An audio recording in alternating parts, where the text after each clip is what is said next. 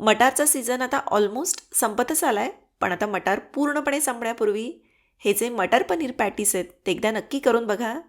याकरता काय केलं आहे, मटार असे वाफवून घेतलेत आणि मिक्सरमध्ये एकदा क्रश करून घेतले. सारण करण्यासाठी थोड्याशा तेलावर बारीक चिरलेला कांदा परतून घ्यायचा. याच्यामध्ये आलं, लसूण आणि हिरव्या मिरचीची पेस्ट घातली आणि मग क्रश केलेले मटार घालून याला परतून घ्या. चवीनुसार मीठ अर्थातच घालायचं.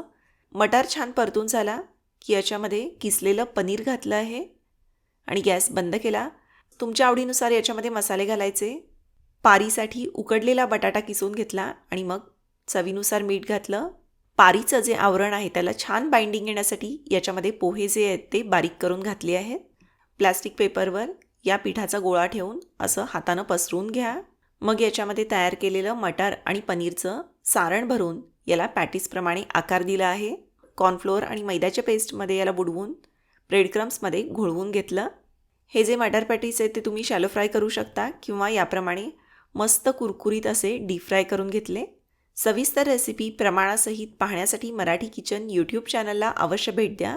हे बघा, आतमध्ये असं मटार आणि पनीरचं छान चटपटीत असं सारण भरून केलेले हे पॅटीस चवीला अगदी मस्त लागतात.